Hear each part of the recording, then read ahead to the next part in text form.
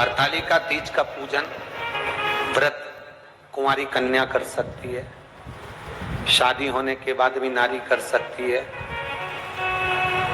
अंतिम अवस्था तक प्राण छूटे तब तक हरतालिका तीज का व्रत नहीं छोड़ना चाहिए। एक व्रत हमेशा याद रखो, एक एकादशी और एक हरतालिका। हाँ, इतना जरूर है, ज्यादा शरीर बेकार हो गया, बुढ़ापा आ गया, शरीर नहीं साथ दे रहा, तो कुछ फल खा लो, कुछ चाय दूध जूस आप लेकर कर लो। इतना भी नहीं बने, शरीर बहुत ही बेकार हो गया, तो आप एक समय फल का फलहार धारण कर लो, ठीक है। पर हरतालिका व्रत करने वाली माताएं भले उद्यापन कर दे तो उस व्रत को थोड़ा हल्का कर लो। उद्यापन करा मतलब तुमने व्रत को हल्का कर लिया, थोड़ा हल्का कर सकते।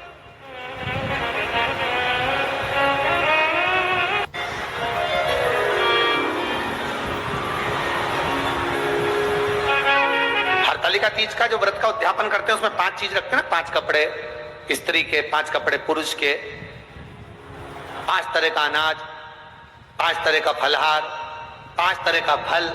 तो 5 तरह का जो फल रखाता है हरतालिका तीज के उद्यापन में, दुनिया के लोग उस 5 तरह के फल को केला गिन ले, पपीता गिन ले, मौसम्बी गिन ले और अनार गिन ले, संतरा गिन ले, सब कुछ गिन लेते हैं, पर उस 5 तरह के फल में धतूरे को नहीं गिनते। पर शिव कथा में वर्णन आता है, हरतालिका तीज के उद्यापन में लिखा हुआ है, सबसे पहले 5 फल अगर गिनना है तो उसमें पहले धतूरे को गिनो, क्योंकि शंकर को वो प्रिय होता है, शंकर उसको स्वीकार कर लेता है। और धतूरा शंकर भगवान को क्यों चढ़ाया जाता है उसका प्रसंग आपको पहले भी कहा, आज फिर कहते हैं। धतूरा जब हम भगवान शंकर को समर्पित करते हैं तो हमारा कोई कार्य अटक रहा होता है, जिस कार्य को बार बार एग्जाम में बैठे हो, बार बार परेशान हो रहा है, बार बार इंटरव्यू देने जा रहे, नहीं हो रहा, एक बार धतूरे को हृदय से भगवान को प्रेम से, करुणा सागर मेरे शंकर को दिल से एक बार वो धतूरा भगवान से विनती कर कर उसको चढ़ाओ तो सही, भगवान तुम्हारा कार्य सफल कर देगा। पर दिल से चढ़ाना, हृदय। हरतालिका तीज की पूजन करने वाले को चाहिए कि बालू का, मिट्टी का शिवलिंग बनाना चाहिए। फुलेरा जो बनाया गया है ऊपर शंकर जी के ऊपर लटकाने के लिए, टांगने के लिए, उसके नीचे शिव पार्वती गणेश जी की सुंदर बालू की मूर्ति बना लेना चाहिए, पार्थिव लिंग का निर्माण कर लेना चाहिए। शिव की आराधना करना चाहिए।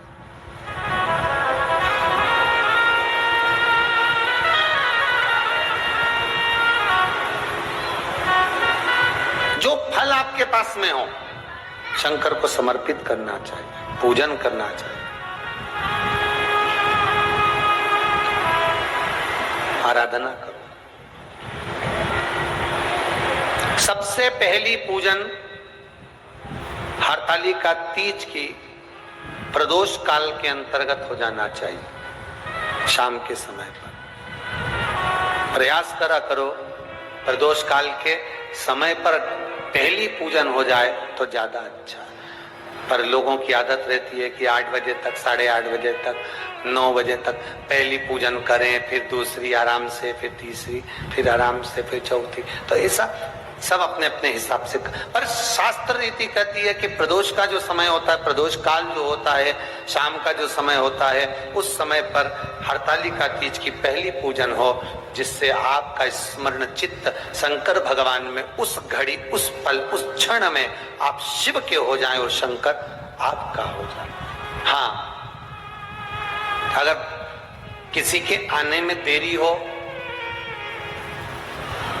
कोई आ नहीं पा रहा है, बहुत देरी हो रही हो, तो हरतालिका पूजन व्रत वर्णन करता है कि शिवलिंग का निर्माण, पार्वती जी की मूर्ति का निर्माण, गणेश जी का निर्माण और फुलेरा जो बनाया हुआ है, ये प्रदोष काल के पहले बंधकर तैयार हो जाना चाहिए।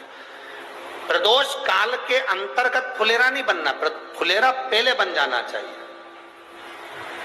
और बहुत विशेष बात ध्यान रखिए हरतालिका तीज की, कि शंकर जी का जो अपने स्वरूप बनाया है, पाटे में, थाली में, चौकी पर, चौरंग पर जो स्वरूप बनाया है, वो पहले नहीं रखना है। पहले क्या बांधना है? फुलेरा। पहले फुलेरा बांधिए, उसके बाद उसके नीचे शंकर जी को रखिए। कई अब जो हरतालिका तीज का पूजन करते हैं तो उनके लिए हो गया, अब दूसरे के लिए भी सुन ले।